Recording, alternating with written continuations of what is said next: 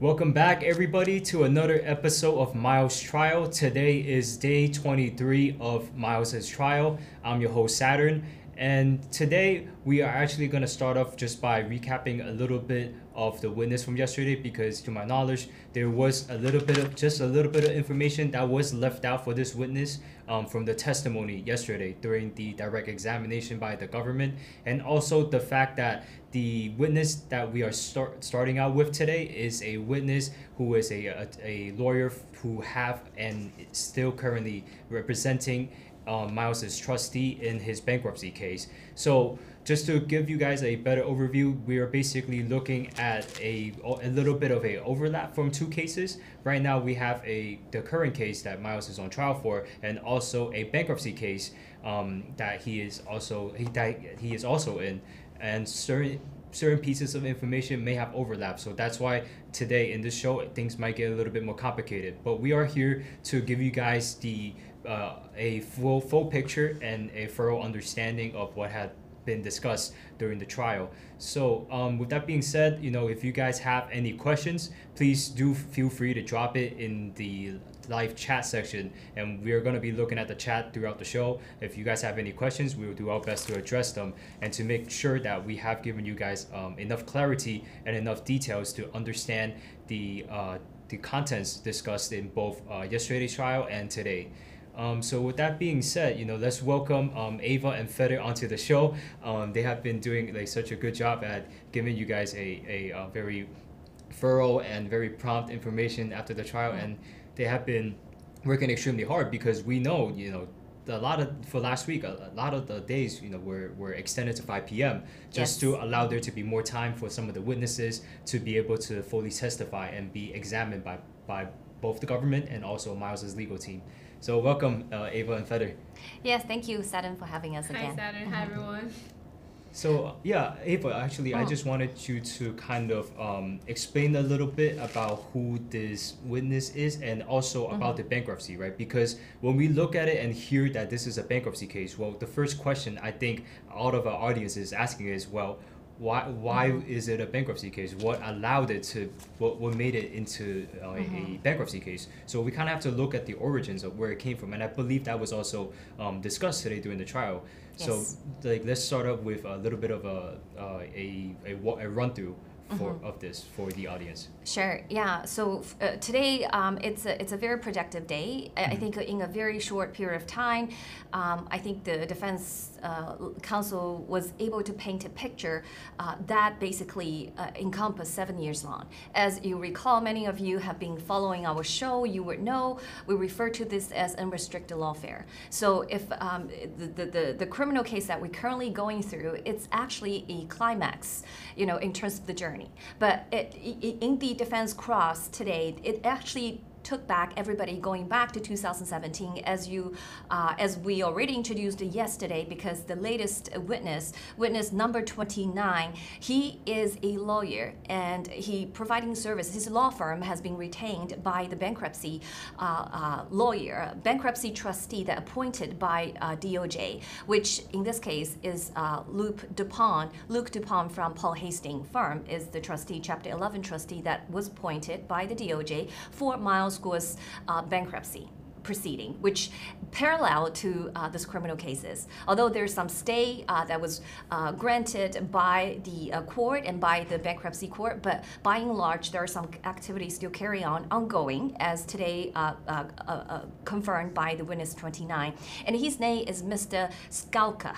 Skalka is a practiced law for 35 years in the financial stress bankruptcy proceeding. So today, through the cross and through the direct, he did share some information that was, I find it's pretty shocking in terms of how the bankruptcy lawyer charged the fee and how much they have been charging. So the trustee was appointed by DOJ, and he retained his firm, which is Paul Hastings, as a lawyer for the trustee. Okay, so through the bankruptcy proceeding of Miles Guo's Chapter 11 bankruptcy, Paul Hastings has already billed for $25 million.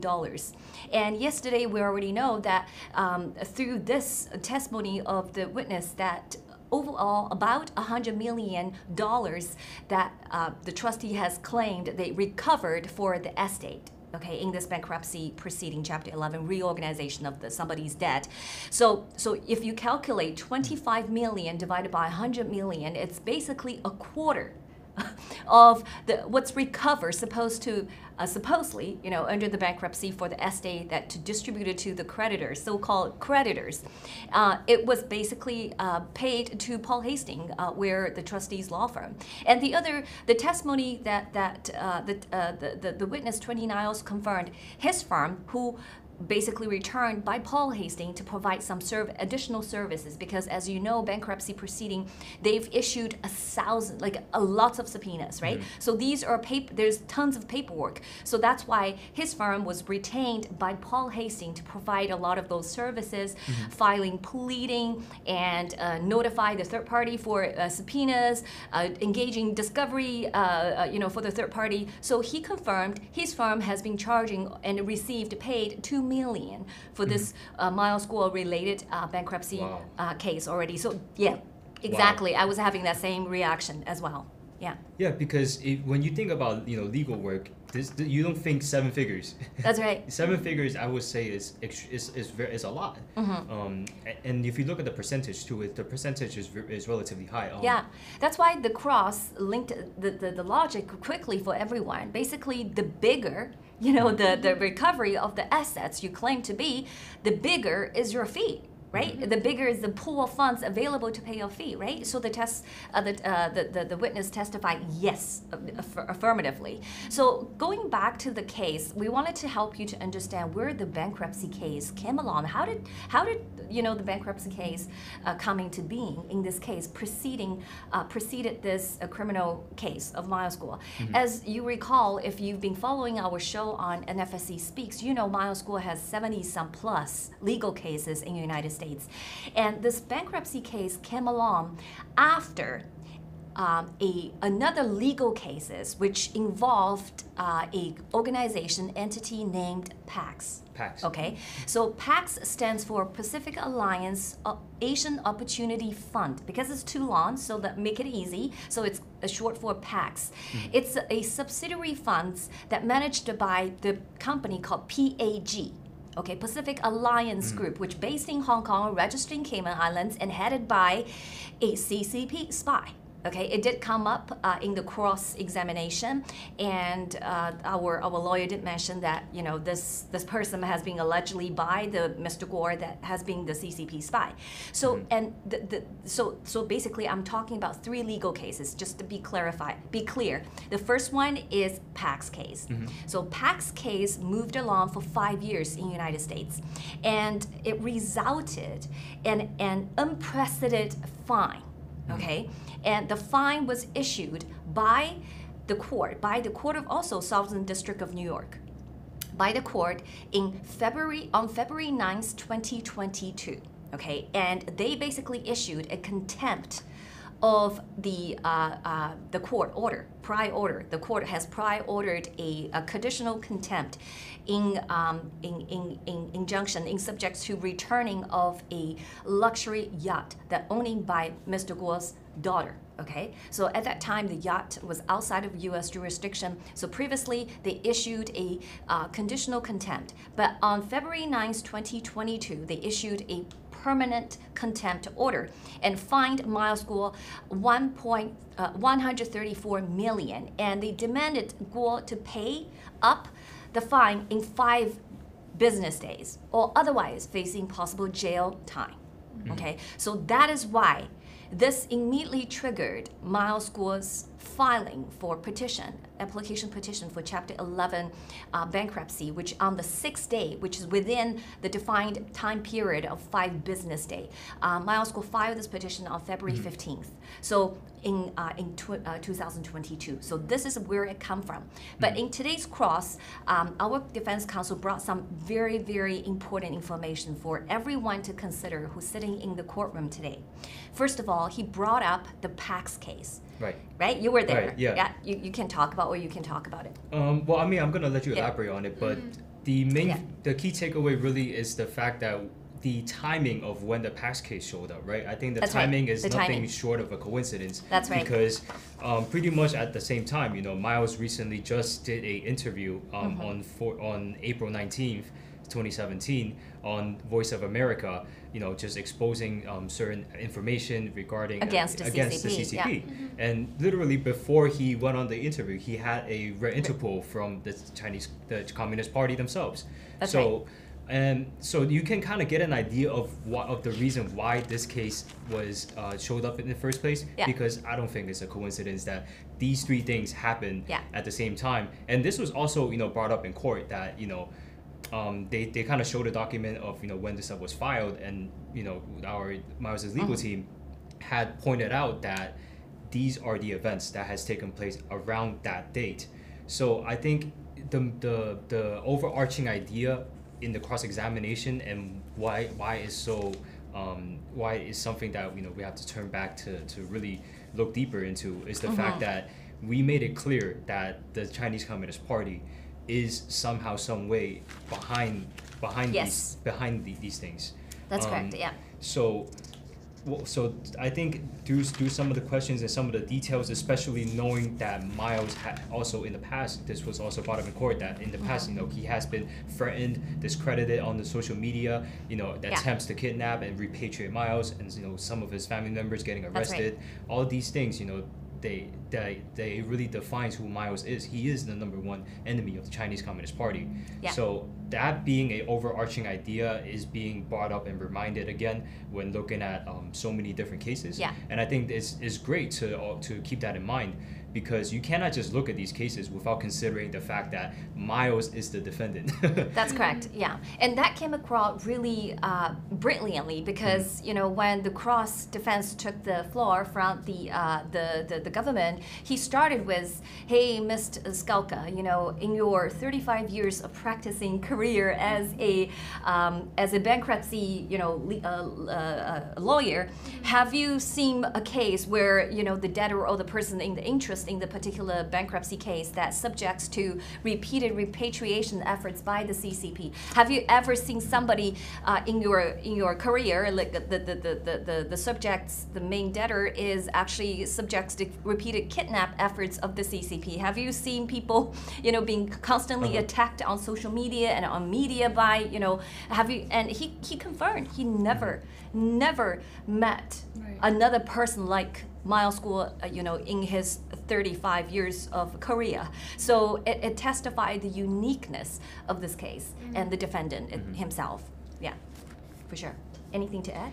Right, you know, he doesn't know anything about what happened to Mr. Miles Guo, right? And either, you know, about the posters, you know, for specifically what he means that we're going to talk about the protests regarding to this bankruptcy case too. It's been brought up a lot of, it's like the main subject of the day. That's right, yeah. And we're going to talk about it. Yeah, and also it's very good, like, because I think the timing is also perfect, because our defense lawyer again introduced the stipulation 1, just to kind of let everybody know. Stipulation is a written agreement by both lawyers to as a quicker way of introducing evidence without calling a witness. So we call them stipulation 1. So if you recall, the government and defense stipulation 1 is a document produced by law enforcement in the United States. And so today, again, the defense lawyer asked the witness to read 2 paragraphs. And it happened to be the 2 paragraphs talk about early 2017 when Miles Guo started, you know, the whistleblower movement, and openly speak against the CCP, and immediately what kind of the things that CCP has done to him. And then another paragraph that the witness read out loud is in May 2017, there's 4 undeclared agents was dispatched by the CCP to basically coerce Miles Guo returning back to China. So the timing is very perfect, because the PAX case brought in April. So he confirmed, yeah, this too, right, you know, Jet posts the PAX case, so, and confirmed the timing. So not only that, I think it's very effective. They talked about the trustee. Okay, so they moved along with the PAX case. They quickly talk about some of the court decision regarding the PAX case, because the PAX case is very unusual. Okay, from the direct section, because this morning when we started, the government counsel still continuing ask the witness to read the transcripts from the previous bankruptcy creditors committee meeting. There's one sentence that they read talks about. Sorry, I lost my thought, but it comes back because that's very important. Talks about how I can think about later, but I wanted to mention is they talk about I remember. The one sentence Miles Guo said, it was Miles Guo said in that credit meeting. He said, this throughout the PAX case, I've only met the judge for 20 seconds. I'm not allowed to say anything more than, I'm not allowed to talk to him at all. And I have already been fined the total amount, I remember he said about 300 million. That's a deposition, not deposition, that's a credit meeting. In a credit meeting that Miles Guo was asking a question and he was giving the answer. And that was read out loud by the witness this morning. Under the request of the government lawyer. So give you an understanding. So what happened in the PAX case is the plaintiff, which is PAX, okay, the CCP running dog or CCP proxies, that they actually asked for 3 summary judgments against Miles Guo, and they took Miles Guo's apartment that he lives in at the time, which is not Miles Guo's assets. It's basically owned by his son. And also the yacht that Miles Guo was using, which again was owned by his daughter. So the CCP is coming after his assets, okay, so at that time. But none of the summary judgment was successful. But finally, at the 4th request, they were successful. The judge granted the plaintiff almost 114 million. This is basically initial loan, which is $31 million plus interests. So the overall is 114 million. And then plus the second, I just mentioned about the contempt fine, right? So if you're adding this 2 number together, so it's about 250 million that the judge awarded PAX with. Okay, and which the second judgment that pushed Miles Guo's for application. But what's really good in the cross is they come up, there were questions about how was the trustee appointed. Do you remember that? Do you recall? Right. It was that was a appointed key. by the government. That's right. Because we showed a photo. You know, there is a so-called protest. If you recall, like NFSC, those followers we actually took upon ourselves, and we find, it's injustice that we observed in United States because a trustee that appointed by U.S. government can actually threatening, Miles Guo and extorted him basically. There's $250 million he demanded Miles Guo to pay him personally. Otherwise, he would threaten to tear apart him and his family and the movement. So that is why we took it out and we went to protest peacefully, right? But in this court, so that was brought up by the direct questioning of the government counsel and also by the cross. So during the cross, we showed a picture of a sign that was created for the protest. The sign actually said, there's a photo of the trustee and it says extortionist appointed by DOJ, and then there's 250 million was on the sign. So the cross brought up that picture and asked the testimony, how did the trustee was appointed? So the witness basically mentioned about, this was appointed by DOJ, U.S. Trustee Office, which is a branch of the DOJ, and yada yada. And then and he asked the cross, the defense counsel asked, who was the first trustee appointed? Because there's quite a story about who was first appointed and how did the first trustee actually get replaced by the second, which is Luc Dupont. Right, and that's something that, as you said, have been asked during the trial today. If the witness know who the first trustee was, obviously the witness said that he doesn't know. But the key thing is that when he was asked why did they choose to change the first trustee, the witness actually testified that from what he remembers, it was a conflict. There was a conflict of interest. There's a right? vetting process Yeah, for and also a trustees. vetting. That's right. He introduced a little bit of what the vetting process looked like, interview qualified candidates and check the conflict of interest and this. And that is why the first trustee was replaced, right? And then, but when I ask how did the second come along, is because there is a motion. There is a motion filed by PAX. Okay, at that time, PAX dismissed the Chapter 11 trustee because what they did is they went through some of the information, which I forgot what it is. I can't remember, but that information alone could actually make Chapter 11 bankruptcy illegitimate. Oh yeah, they reviewed illegal documents. The documents saying that Miles School's living expenses was provided by family members and enterprises controlled by families. Okay, so then our cross defense say, well, this will make Chapter 11 bankruptcy illegible, right? And he confirmed, yes, this would make actually this Chapter 11 proceeding illegible. Yeah. Did I say it right? The English? Let me.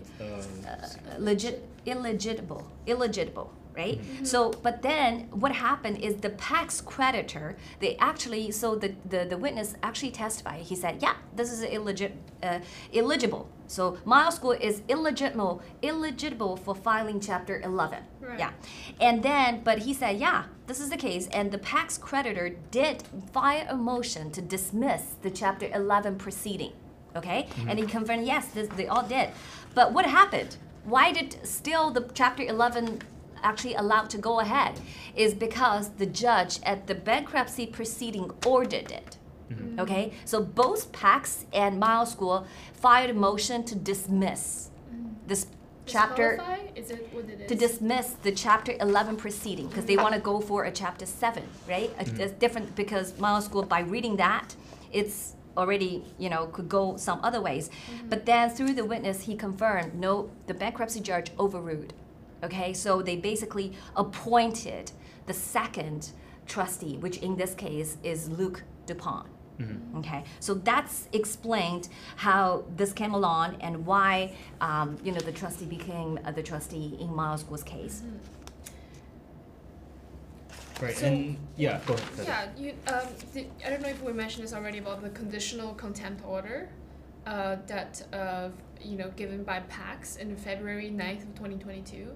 That's a final. That's a final. Yeah, Okay. so the conditional was issued in March 2021. Okay. That was a warning to say if you don't get the yacht, the Lady Me yacht, back into U.S. Jurisdiction, then you will be fined $500,000 per day. 500,000. 500,000 per day. That's unheard of in the history of the United States civil court applying a fine. But Miles School is not everybody. It's a CCP enemy number one. So we knew. So that is why, leading to the February 9th, 2022, the final order of contempt issued a penalty of 134 million. To pay in 5 days. That's right, within 5 days. Otherwise, jail time. Right, and just to put it in perspective, 5 days is less than a week. It's not even a full 7 days. That's just right. 5 business days, essentially. That's correct. And I know that during the cross-examination, Miles's legal team have also, talked about the liquidation of assets, which kind of drew in a better picture because this is a lot to pay back. And, Absolutely. And also, even if you consider declaring for bankruptcy, assets needs to be liquidated, right? Yeah. And that whole process could take some time, and that was something that He confirmed. The witness confirmed is true. It takes time to liquidate assets. That's right. He said sometimes people went into bankruptcy is not because their assets is less than their liability. Most of the time, is actually their assets is bigger than their liability. It's just a liquidity. They can turn their assets into a cash. Yes. That be able to pay the fine. That's a problem. That's where people actually file for bankruptcy. Okay, so he definitely testified on this. But one issue that pointed out by our cross is really interesting that I didn't know, because they mentioned about, I know the fact that the Luc Dupont and this firm that they returned, where the witness came from, they actually collectively filed another civil RICO against the Miles School. Okay, so this was actually, I think it was is it last year? Yeah, last year. Yeah, I think it was the last year they fired. And come through, the information came through the cross is they actually can triple the claim in terms of what they've already get paid right now. Okay, so you remember 25 million plus 2 million, 27 million, both of them, right? Both Paul Hastings and this witness's firm already get paid out of the recovery for the estate. But this civil RICO complaint would allow them to sweeten, I guess, the pot of money that will be available to pay their fees and triple. Basically, that's almost a jackpot. Right, and also more work, more money. That's the key thing is that I think from this question actually originally started from asking about are you guys probably not making that much right now because there's not a lot of stuff going on. That's right. And by doing this, there will be a lot more work, right? And there's gonna be a lot more work, and in turn confirm that it's gonna triple the amount of kickback that we're gonna get. And in that civil RICO lawsuits that the bankruptcy trustee started against Miles School and a bunch of people, I think they sued 300 something like I don't quote me on the number, I can't remember, but there's a bunch of people that was lumped in that legal cases brought by the trustee and the firm, and also so this is like another case, another lawsuits within spin off from the main bankruptcy case. But very interesting is looked upon filing this adversary proceeding, which is another legal cases, the civil RICO, he immediately basically put a stay on it.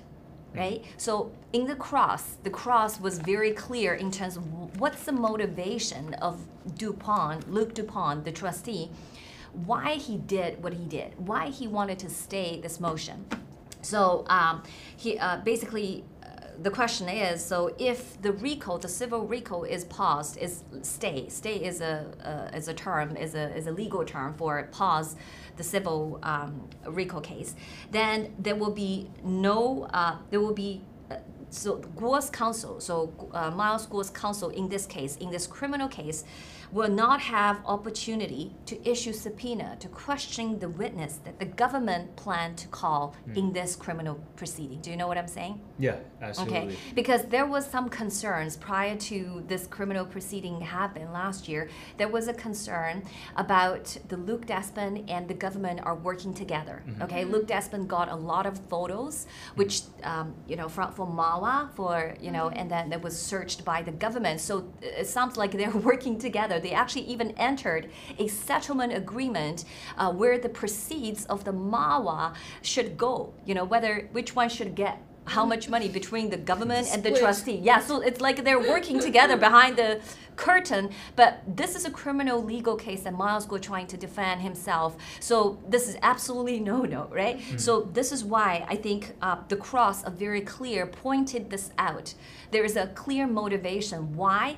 First of all, they brought even this RICO, civil RICO, is because they can sweeten the jackpot, right? And the second, why they then immediately put a pause on the civil RICO is because they don't want us, Miles Guo's counsel, to be able to subpoena and question those witnesses that the government is about to use.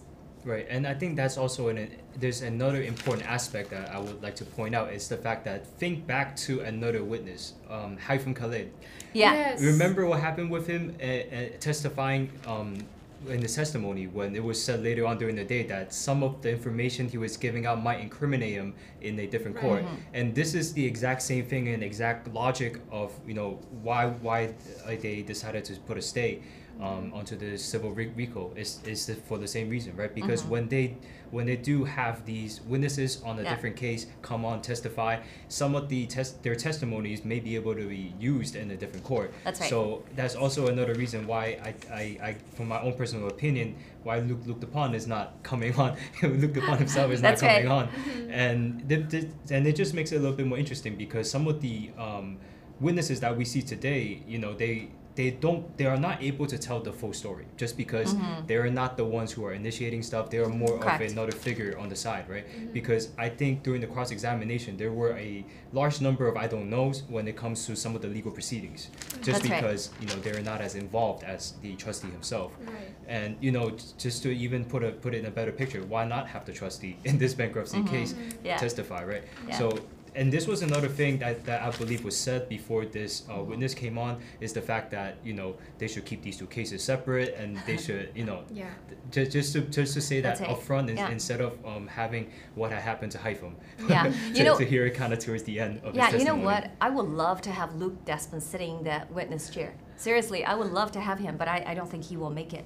But in the second redirect, there's a question asked by Ferguson, which is one of the team member of the prosecutor team, and he asked this witness. He said, "Who is the judge in the Pax case?"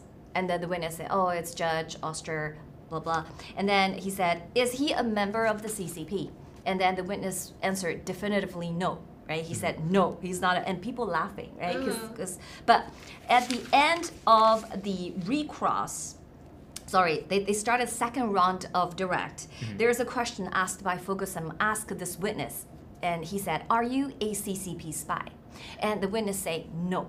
Definitively, I'm not a CCP spy. Then immediately he's a redirect ended, and then at this time Sid didn't even bother, like our counsel didn't even have time to come to the podium. He just directly sit where he sat and asked a question. Like he stood up and asked a question, say, "If you were the CCP spy, would you telling us?" And then everyone in the courtroom was basically had a moment of very relaxed laughing, like the laugh, like the judge, the jury, the audience, the followers, like everybody.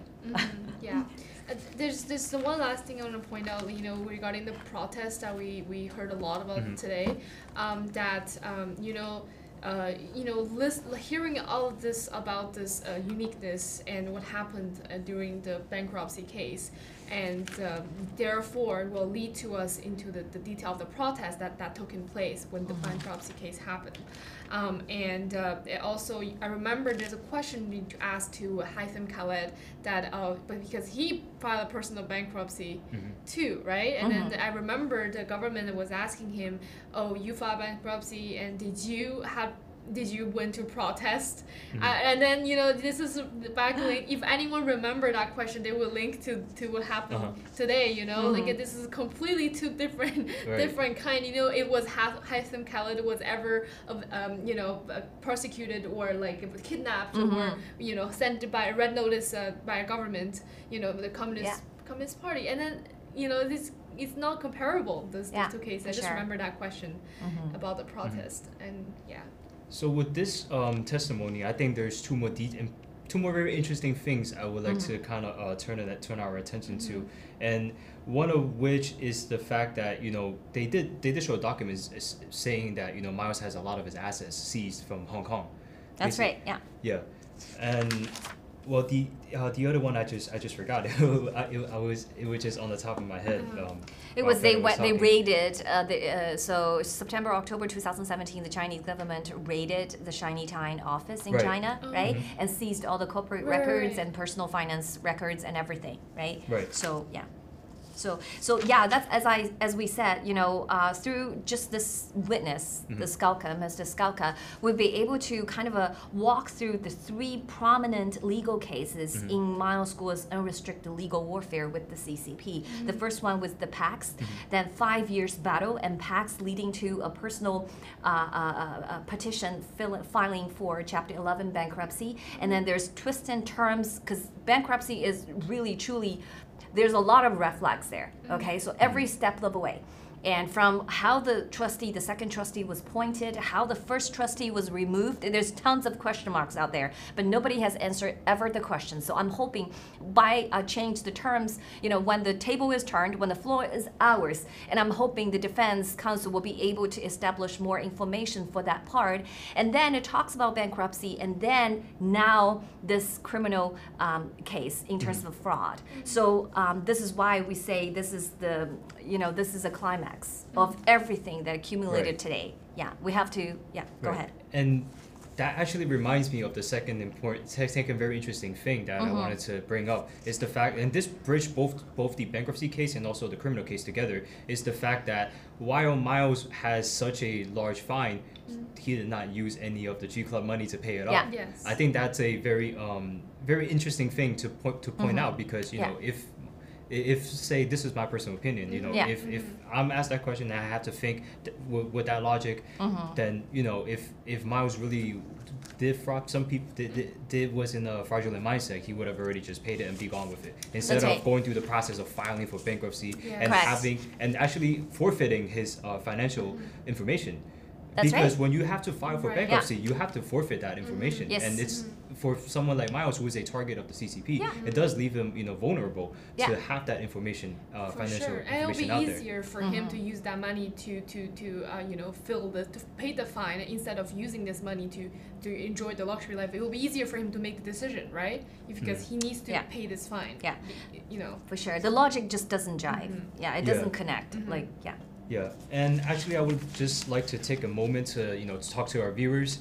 If you guys are interested to have the live updates for Miles' trial, you guys can follow us on Getter at NFSE Speaks, and also on X at NFSE Speak. We will be giving you guys timely and live updates regarding the trial, just a basic overview of what had transpired during the day of the trial. And also at 3 to 4 p.m. Eastern, we will be having this show on LFA TV, just to give you guys a more in-depth look on the trial of today. And post the trial, we will also be uploading the transcript of the day to our official website at nfscofficial.com.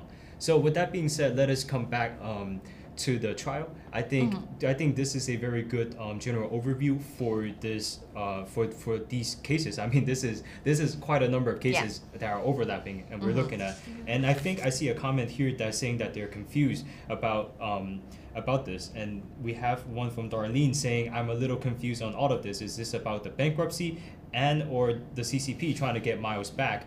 Well, I just wanted to recap a little bit on the cases that we have at hand, and Ava has already done that. So right now, this trial that Miles is undergoing is for the criminal trial. He is facing 12 counts of financial charges and 1 count of RICO charge. And the bankruptcy here in reference came up through one of the witnesses, who is a legal member that is associated with Miles's bankruptcy case, which had resulted from the third case, which is a PAX case, which had fined Miles in over hundreds of millions of dollars.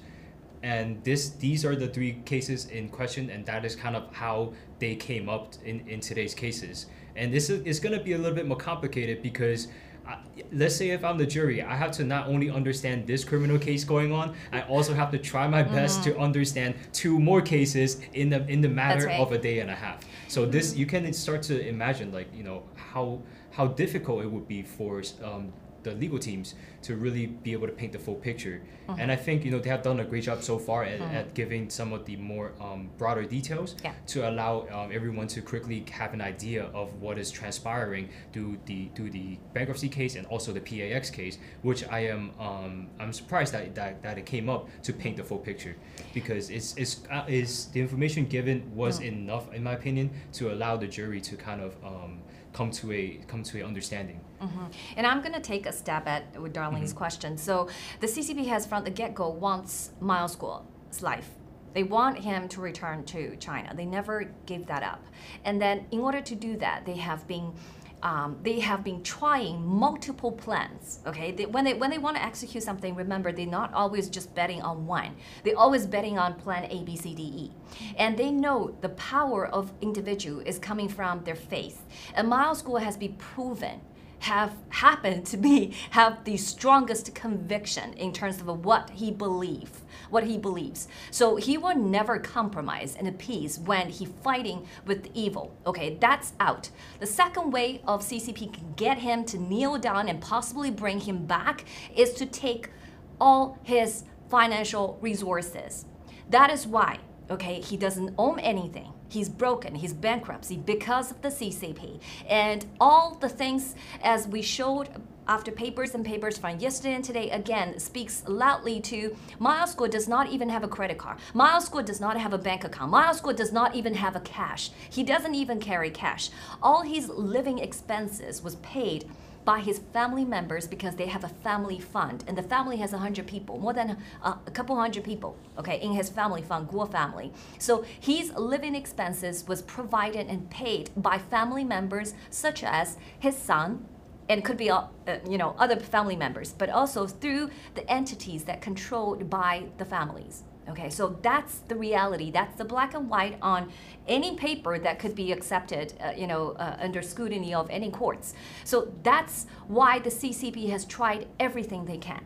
Okay, they tried everything attacking Miles Guo is his life and his financial resources. Okay, and most important, they want to destroy the NFSC, this movement, because one person, they already made a huge mess. Miles Guo has already made a huge mess to CCP. Okay, just think about if we can, create 100 more Miles Guo, 1,000 more Miles Guo, and 10,000 more Miles Guo, then that's the end of the CCP. That's the end of the tyranny, period. So that's why they're scared. They wanted to destroy the movement, and they want to destroy Miles Guo, period. And this is the way they do it in the United States, which most of us still believe the rule of law is still here. But we can't take it for granted. We have to fight to keep it. Right, that's beautifully said. And that's one of the things I think I pray to every day is, I hope that we can see Miles prove his innocence in court, sooner than later. Yes. But with that being said, I know we do have a about 18 minutes left in the show, and there's 2 more witnesses we should go through, right? So Yes. let us quickly go through the next one because I believe their testimony is quite short. It's quite very Do you want to short, try it? Yeah, Okay. I'll start introducing a little bit about witness number 30. Owen Foley, he's a U.S. Office Attorney Paralegal right at the South District Court of New York, Southern District Court of New York. He has no involvement in this case. He just reviewed and made some minor corrections to a summary chart of a loan agreement and selected investments. So basically a summary chart where you show the date, who's the lender, who's the borrower, the signature, fund receiver, amount, currency, etc., etc. So so it was very straightforward. It basically showed the amount of money that being transferred between two G Club company, which is G Club Operations LLC and a G Club International Limited. So both companies have the same UBO or director, and he was just asked to read out a bunch of what's written on the chart and the questions being asked by the government, by identifying, what is this, what is that, and does it match to the loan agreement in detail, that it's the same that's shown in the chart and all that. And do you want to starting about cross? This is basically sure. Yeah, so basically the Excel sheets was created, the witness told us that this was created by Murray, which is the one of the lead prosecutor on the government's team.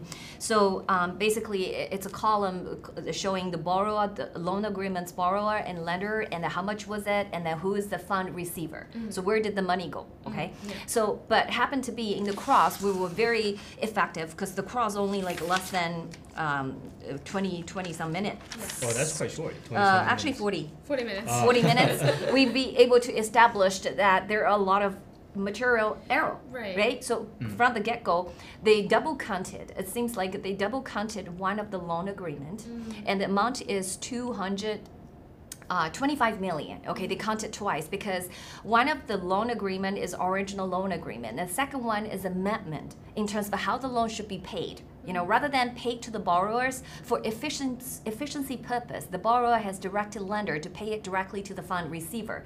But because of that amendment, they counted the 25 million twice in the total. So this is one of the materialistic error. But the other one is even worse, according when I saw it, is because this witness testified that he reviewed, the documents that government gave it to him. These are the loan agreement that speaks to the column, to the spreadsheets, all the information. But then when the cross, they asked for a documents to be put on the screen, and then showed him and asked him to read, and it appears like everybody knows this is not a loan agreement. This is a letter of direction in terms of where to send transfer, okay? There's nothing on this document says somebody lent, somebody, what's the term? There's nothing. It's just one page and say, this is transfer from this to this. So technically, there's nobody would say, you know, everybody can read. They will not reach a conclusion that say this is a loan agreement. So obviously, this is not a loan agreement. So, but no signatures as well, I'm assuming. Yeah, no signature, no lender, no borrower, nothing. It's not. It's just a one-page. It says letter of direction. Letter of direction to transfer the following from and when and effective date. That's it. So that's technically is not a loan agreement, but was categorized by the prosecutor as a loan agreement, and hence was enlisted on this spreadsheet. So just merely from those materialistic arrow that we can see that this is not very effective. But just so you know, this is nothing new, because this is probably just a way of prosecutor introducing more evidence into the proceeding, because it does not relate it to the previous witness testimony. It does not relate it to the next witness testimony. It's just the G Club, right? Because we have gone through quite a bit of G Club paperwork. This is just to say, oh, the G Club operation, which is the organization in Puerto Rico, receives member payments and then transfer the money to G Club International, which is registered at BVI. So they just established those connections between a borrower and lender, and eventually some of the funds was moved out to Himalaya Financial International for investment in crypto assets. So that's all they did, is they want to just put it there, and maybe later on, I don't know, in the closing statements or whatever, they will link this together again, wanted to paint a picture of money laundering. But this is nothing, as we already shared with you, this is not, because this is have a clearly contract term written, and the owners are actually absolutely in position to move the funds as they wish. And it's all disclosed, and have some of them have even schedule repayment, schedule amortization, and we already talked about in the previous show, so we're not gonna deliberate on that. Yeah, and then also like the company, the lender and borrower, they're owned by the same owner, and That's also right. I think the lender owns the borrower. Yeah, it's a parent company, it's a subsidiary, so it's up to the company how they want to do their operation. How they manage the right? funds, yeah. And just for some of you are not familiar with G Club. G Club is one of the entities that created in the G series. So G series is the ecosystem, is the enterprise that New Federal State of China, the followers, are supporting. Okay, because understanding this is how Mile School wanted to create 100-mile school, wanted to create 1,000-mile school, because we all believe good and decent people deserve better life. Okay, so this is why you see, ordinary people coming together and supporting this movement, and because we believe the cause. Yeah. And also, just back to the first witness today, just something you read in the transcript. Yeah. I believe was it about the bankruptcy case? In the transcript that was Mr. Miles' school mentioned about what G stand for. So this is the first time we ever see what G stand for. We show everyone what he said about what G stands for. He said in the transcript, the legal documents say G stands for God or goal, for the GOAL, the goal. Yeah. Yes. And that's on April 6, 2022. That's the transcript date. So on that day, Miles School answering the question what G stands for, and he said it was God and goal. And later on, he added another G, which is good and gold. Yeah, he later on added two more. Yeah. Yeah, and just before we move on to the final witness for today, I do see another question from ZBM. Yeah. This person said that, I heard that the courts recently found Miles to be a double agent for the CCP. Is that actually true or not? Well, that's false, because one, that has not come up in the court, and two, if it were to be true, then it's easy for them to prove it, because they have registration numbers. That's right. Either side could have just pulled it up and reviewed it. So if they haven't done that by now, it's the fact that he is not a double agent. Yeah, actually, this is numerous attempts has been made to basically say Miles School is a double agent, but this is just a rumor that has been circling from the day one. Okay, it has been cited by a lot of CCP proxies over the years, even through other legal cases that I'm aware of, and those proxies ended losing the case. So that is why it's very easy to prove, and this is a court of law. We welcome everybody to bring evidence to the court. Right. And so we do have just 10 minutes left. Let's quickly go through this next witness. If we don't finish, for the audience, don't worry. We're going to pick up where we left off for tomorrow. And because today the trial does end at 5 p.m., there are information that we are missing because the trial is still going on as we're doing the show right now. So please, Ava or Feather, do you guys, who do you want to try first? I'll just do a little brief introduction about this witness. Go ahead. So at around 1:20, they brought up this witness, Daniel Copeland. He is how do I start this? He's son-in-law. Yes, the son-in-law of Luc Depin. So the trustee, Chapter 11 trustee. Luc Depin trustee. So he married to Luc Depin's daughter Isabelle Depin, and which is it's a school teacher. They married in 2022. July. In I think it was October, but I think they moved. October. Yes, they moved, October. and then he received a subpoena, and around that time. But we're gonna talk about the subpoena. But basically, he received a subpoena. He by email. He never opened it. He never read it. And he just somehow ended up. I don't know if he sent it to to Luc or anyone. But then Luc Depin, they found hired a lawyer from Paul Hastings, so his firm's lawyer, to contact the government. So this is what happened. But then in the subpoena, it didn't say that he has to meet with Miss Murray from the government. He can just come to court and then testify. But then he decided to contact Miss Murray for meetings and etc. So basically, in his testimony, he talked about the protest and the protest that happened in November 2022 outside of his house with his wife and his house. So they basically talk about what the protest did and what are the effects, and then who he's what did the effect on him, what his observation that affect his wife, and what happened afterwards, and that's basically what happened in direct. But we can go into some of the details with Ava. Yeah, so basically, we don't have enough time. I'm just going to summarize it. So this witness that the government called upon, I think the government want to use him to portray what the followers of the NFSC the protest going to look like and who we are. But I don't think they achieved that purpose just from the cross, because the direct is quite short, actually. And then the cross started actually 2 o'clock. And then we had the table because they only had 40 minutes, and then we took over. So doing the direct, the council did not. The council just say, yeah, you're here because you received the subpoena. That's why you're here testifying. Yeah, I received the subpoena from government. That's why I'm here. But doing the cross, our defense lawyer very, very effectively established a conflict of interest. The reason why is when asked how did he receive the subpoena, he actually did not receive the physical subpoena sent by the government. It was a lawyer. He referred to the lawyer received the subpoena. And then when asked who the lawyer is, he had to say that the lawyer was hired by his father-in-law, which is the person of interest, the Chapter 11 trustee Luc Depin. So Luc Depin's firm, Paul Hastings, hired the lawyer, received the subpoena on his behalf, okay, and then provide the legal services to him, prepared him with the prosecutor team together for his testimony today, okay, and then they've met 3 times. 2 times, at least 2 times. First Zoom call, 2 hours, and the second Zoom call was 1 hour in order to prepare his testimony. And he testified that he recalled when he was describing his wife, which is Dupin's daughter, Isabelle Dupin. He used the words very unsettling.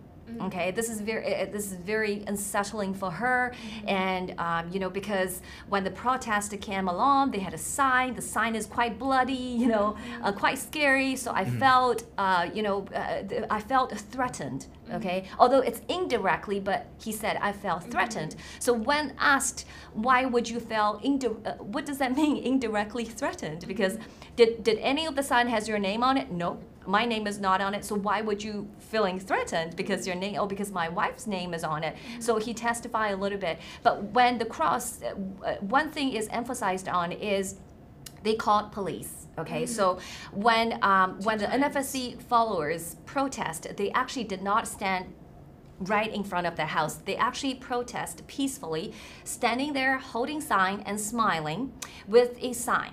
Okay, the sign is very clear saying what the Luke Despin has been helping the CCP doing, and basically it's saying that some of the sign, remember, is saying, you know, the dollar that your father gave you, it's coming from the Chinese forced labor. Okay, there's a blood on it, something like that, right? Something.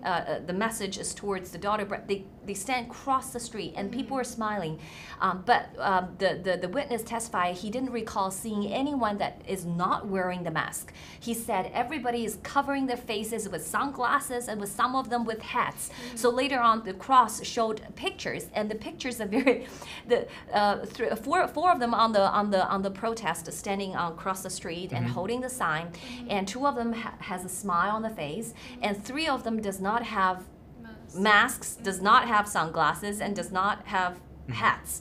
So it speaks loudly to what he remembered, you know, what his memory looks like. And also when...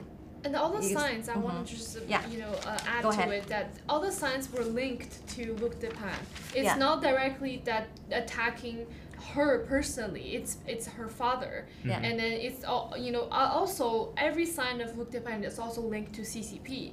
Right. So there's all the connection to it. You know, it's not that, you know, it's just only him. It's because of the CCP, because of her father. That's right. And then, you know, she didn't change her last name after marriage, so she still kept her father's last name. So it was targeted to her father. Yeah. You know? But one thing emphasized by the cross is because they called police, and police came along. Okay, police investigated, you know, and they look at the protesters and they say there's nothing illegal. They have the rights to stand here because this is America. You have amendment, you have a freedom to assembly, and you know, I can't do nothing. So the police in November came, when the first time they protest, the police came, nothing happened. Police left. They can continue, you know, standing peacefully on the street and not bothering you. They never approached you because the cross asked, did they come approaching you? Did they wanted to attempt to talk to you? No, they did none of those things. All they did is holding the sign to do was Luke Despin and the running dog of the CCP. And so the police said, yeah, they can be there. And again, in January, they were there again from January 2nd to 9th, and they called the police again. The police said, no, I can't do nothing. This is completely illegal. Okay, so and they also filed a restraining order against those against Miles School. Yeah, because they don't know the individual person's name that's standing protesting against them, so they have to find somebody's name because that's a requirement, filing a court order or restraining order against somebody. So they gave them the name of Miles School, but later on they rescinded. Right? They take it back because they say they talk to police. It's not effective because it's not going to do anything to the protest because they have the rights and it's legal. And so they rescind it because they fear like they will be having other issues. So yeah, that's some of the testimony that I can remember quickly. And I think because we are just running out of time for the show, this is a perfect place to left off and on a very good note for where the testimony ended up, because again, you know, these are our given rights as Americans, you know, to have the freedom of speech and the freedom of assembly and the freedom to protest. So I think this is in full display that, you know, when in front of our amendment rights, you know, there's as long as we follow, you know, the rule of law and follow the amendment, you know, that this is within our rights and abilities. It reminds me one sentence: when good men do nothing, you know what happens. Right? The evil gets its way. And this is why the good man has to do something. We have to do it legally, and we have to do it. Otherwise, nobody's doing it. So thanks for Miles School, and thanks for NFSC.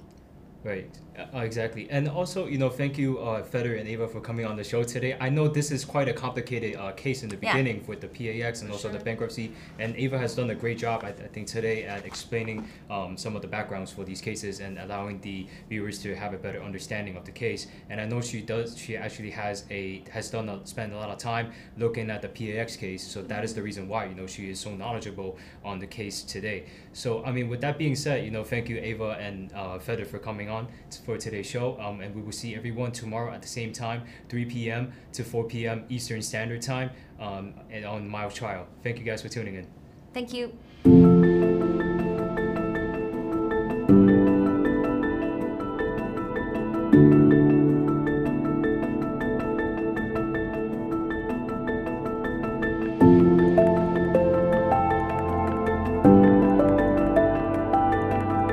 Bye.